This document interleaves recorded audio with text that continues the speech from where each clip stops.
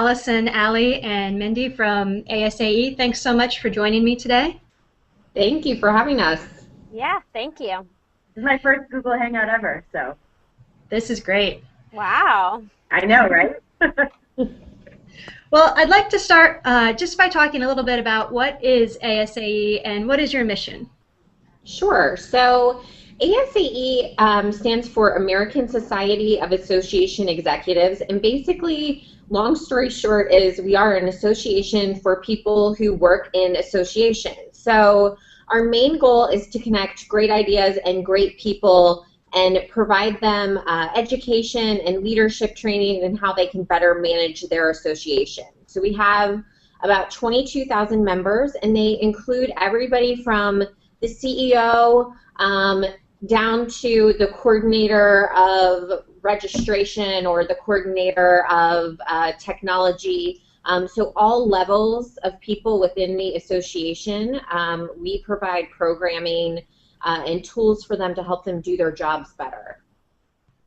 That's excellent. I know ASAE does a lot of events. How many conferences and events do you do each year?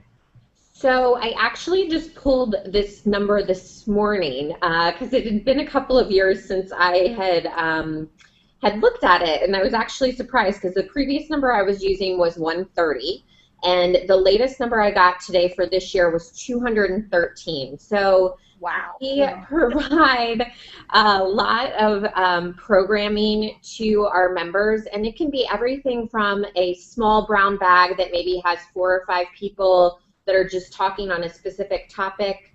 It could be a council or committee meeting, up to our large convention, which has about 6,000 people. So we really have meetings and programs of all sizes from 5 to 6,000. Wow, that's a lot. What would you say is the sort of your average number for your events? So probably the average number for most of our educational programming that is done by our ASAE University. So they do 70 programs a year themselves, and that is strict programming for the association community. And their average attendance is about 100 people. But for our larger conventions, which we have about 6 main conventions that we call kind of our master programs, our big signature programs. Those contain about 1,000 to 2,000 people on average, and then our largest is our annual, again, which is 6,000. And that's actually coming up in August. We actually leave here in 3 weeks, which is why it's convenient for us to do this Google Hangout. So it would be difficult for us to fly and be there in person with you guys today. So this is an awesome way to be able to contribute to the session and not have to fly. That's great. Thank you for that. And just one more question about your convention. What's the average number of exhibitors that you see at your larger conferences? So of those signature programs, the smaller ones have about 60 to 100 exhibitors, and then our largest trade show has about 600 exhibiting companies. I'm talking companies versus booths. That's different numbers there, but about 600 companies is our largest show. That's great. Well, thank you. I think that gives us a good background on what ASAE is and what your exhibits and events program is like. So now I'd like to talk a little bit about social media and specifically Twitter, because Twitter, I really first started to see it in use when I started to come to ASAE events. In fact, at Great Ideas, I think was the first time I experienced Twitter. And I was curious if it came organically from the attendees, or was it something that you specifically introduced to that conference? Hi, I'm Mandy. I'm the social media person here at ASAE. This was before my time, obviously. Well, not obviously, but I've been at ASAE for a little over 2 years. So the Twitter it did become before my time, but our members are very active in social media, and a lot of them are ahead of the curve in a lot of things. So like a lot of associations, they really introduced it to us. Twitter started in 2006, and we had members using it as kind of their back channel. Those that were very technical advanced were using it as a back channel at Great Ideas in 2007. So this is about a year later. And then in 2008, for our annual meeting, which was in San Diego, we had one of our most advanced members, or technologically advanced members at the time, started a whole Twitter channel for the meeting. Afterwards, he handed it over to ASAE to take control of. So it started with them, and they're still our most active advocates, and they push us along. So That's great.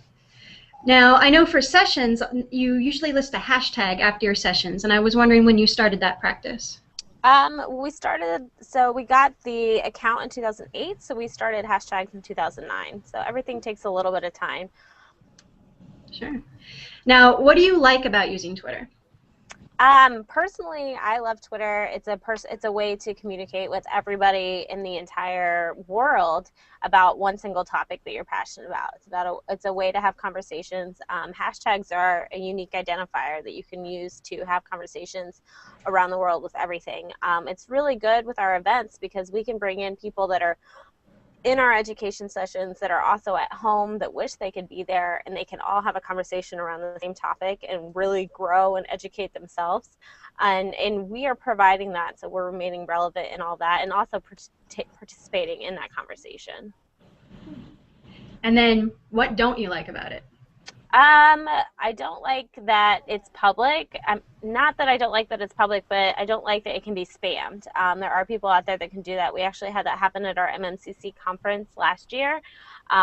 We became a trending hashtag, which is awesome, but at the same time, we also became a target for some not so great Twitter accounts to start using our hashtag and send links that went to some not so professional places during our general session of our MMCC conference.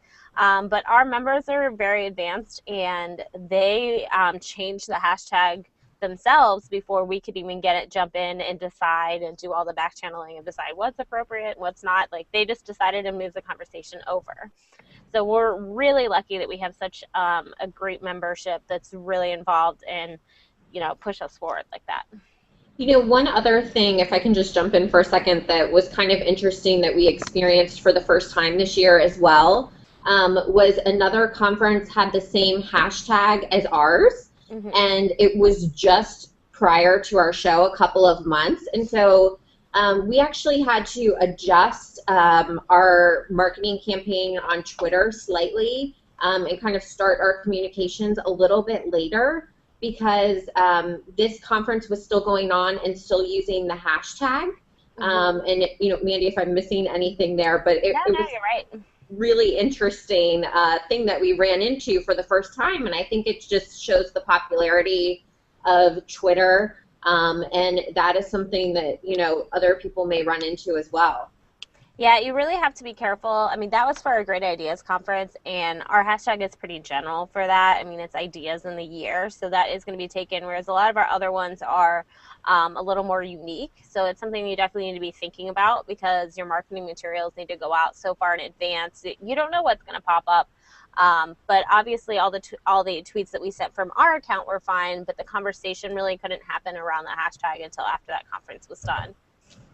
Great point, Allison. Yeah, that's a really good lesson. Thank you. If you could give one piece of advice to a conference organizer who might be looking to introduce Twitter for the first time, what would it be? Well, I'm going to give two, just because I'm an overachiever. I would say assign a hashtag. I think that, that gives people a place to go. It gives them a place to have a conversation. Also, if your audience isn't comfortable with Twitter, sit down, offer a space where you're going to be so you can teach them one-on-one. People are uncomfortable with it. They like to be handheld. Help them set up their account. Teach them how to tweet. Even if it's just, hi, I'm so happy to be here, hashtag. I think that once they see that it's out there and then if other attendees reply to that, to see their face brighten up is really great. And we still have those Twitter one-on-one sessions at our meetings. We actually have one in our annual meeting that I'm working on right now. So everybody's at a different level. So I would suggest the hashtag, and then also being open to teaching other people. Have a designated person in place to be like, we want to help you get there. That's great advice. And for the POCO attendees who might be watching this video right now, we did release a video on how to tweet your questions during this session. So if you haven't had an opportunity to look at that yet, please do take a look. Back to you, Mandy. Do you have any plans to incorporate an Instagram feed or videos or Vine videos at all? Well, what we do, Instagram videos are pretty new. We haven't been using Vine videos at all. We haven't used them yet. I don't know the standing power of Vine videos, just personally, especially since Instagram videos came out. As ASAE, we tend to be a little more reserved on jumping into just the greatest and what the newest thing is. We want to make sure that it has staying power and that it's going to be valuable to our members. So being in all the different spaces is not necessarily, it's not valuable to our members, and we'll be there and then maybe not next year. And so we try to make sure that it's going to be valued for a long time. But we do encourage members to use the hashtag both in Twitter, and Facebook has hashtags now too, and then also it's used in Instagram. And we have taken the photo feed from our meetings and used those in our wrap-up of the Instagram photos from them. I also will take Instagram photos personally and put them up on our Facebook pages, because those are the photos of what's going on, and I mean, I like Instagram, so. Cool. Thank you.